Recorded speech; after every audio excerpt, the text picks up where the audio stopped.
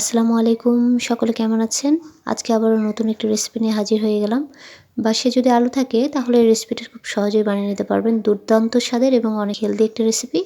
তো চলুন কিভাবে করেছি সেটা জেনে নেওয়া যাক।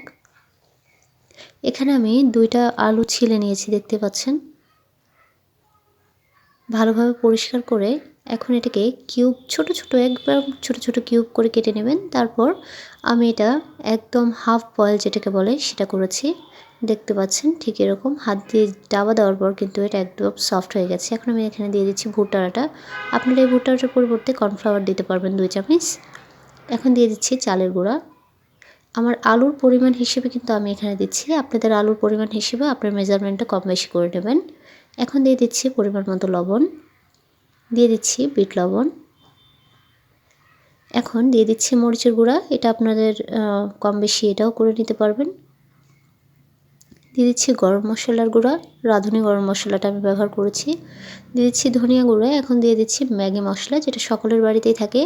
এখন দিয়ে দিচ্ছি রসুন বাটা। এবার দিচ্ছি সামান্য পরিমাণ আদা বাটা। ব্যাস, আমার কাজ কিন্তু এখানেই শেষ। এখন এই ডোটা যদি আপনাদের একটু হার্ড মনে হয় তাহলে অবশ্যই এখানে আপনারা একটু পানি ইউজ করবেন।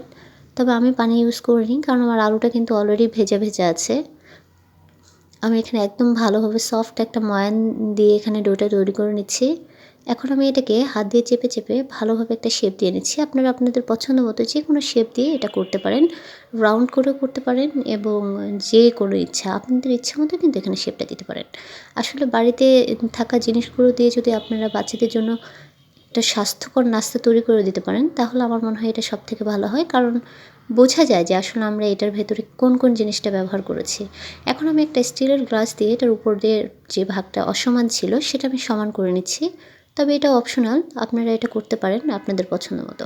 এখন আমি এটাকে চাকু দিয়ে কেটে চতুর্থ আকারে যেভাবে কাটতে হয় না, ওই যে যেটাকে বলে চতুর্কশ, ঠিক সেরকম অ্যাঙ্গেলে কিন্তু আমি কেটে নিচ্ছি। তবে আমি আবারও বলছি, আপনারা আপনাদের বিভিন্ন ইচ্ছে মতো শেপ দিয়ে কিন্তু এটা কাটতে পারেন। তবে আমি আসলে বিস্কিটের মতো একটা শেপ দিতে চেয়েছি, সেজন্য আমি এভাবে করেছি।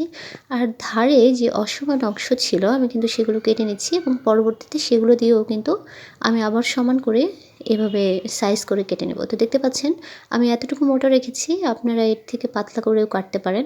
দেখতে পাচ্ছেন আমি সবগুলো কেটে নিয়েছি এভাবে। এখন আমি এখানে চলে যাচ্ছি এটার সঙ্গে সার্ভ করার জন্য একটা চাটনি তৈরি করার জন্য। আমি এখানে এই চাটনিটাকে তৈরি করার জন্য নিয়েছি কাঁচামরিচ, রসুন, ধনিয়া পাতা। যেহেতু এখন শীতের সময় ধনিয়া পাতা না হলে কি চলে বলুন তো? এবং দিয়ে দিচ্ছি লবণ। দিয়ে দিচ্ছি তেঁতুলের চাটনি। এটা সস হিসেবে ব্যবহার করতে পারেন। এই রেসিপিটা আমার চ্যানেলে কিন্তু অলরেডি আপলোড করা আছে, আপনারা দেখে আসতে পারেন। ব্যাস, আমি এটা ব্লেন্ড করে নিয়েছি এবং এখানে ঢেলে নিচ্ছি। এখানে কিন্তু আমি সামান্য পরিমাণ সরষের তেলও ব্যবহার করেছিলাম, একবারেই অল্প পরিমাণ। এখন আমি দিয়ে দিচ্ছি এটা ভাজার জন্য সরিষার তেল। আমি এখানে সয়াবিন তেল কিন্তু ব্যবহার করছি না, কারণ যেহেতু পরিবারের বাচ্চারা খাবে, বড়রা খাবে, সেহেতু আমার মনে হয় সরিষার তেলটাই একটু বেশি সেফ সয়াবিন তেলের থেকে। তো আপনারা যদি এই রেসিপিটা ফলো করেন আমার মনে হয় একবার ট্রাই করলে বাচ্চারা বলবে যে মা আবার তৈরি করে দাও। আসলে আমি সবসময় চেষ্টা করি যেন ভালো কিছু বাড়িতে তৈরি করে খাওয়ানো যায় এবং স্বাস্থ্যকর যেন হয়, বাচ্চারাও যেন খুব পছন্দ করে, খুব মজা করে যেন এটা খেতে পারে। তো দেখতে পাচ্ছেন এরকম গোল্ডেন ব্রাউন করে ভেজে নেবেন এবং অবশ্যই হিটটা লো হিট রাখবেন যেন সেটা ভেতর থেকে কুক হয়।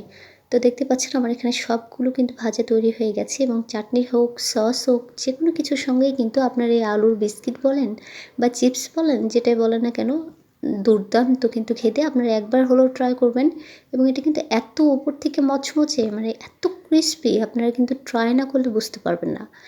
তো দেখতে পাচ্ছেন আমি এখানে তৈরি করে নিয়েছি। এখন আপনারা এটা সার্ভ করবেন যে কোনো সসের সঙ্গে অথবা এমনিও খেতে কিন্তু দুর্দান্ত লাগে। বাসায় অবশ্যই একবার ট্রাই করবেন, বাচ্চাদেরকে খাওয়াবেন, পরিবারের সকলদেরকে নিয়ে খাবেন।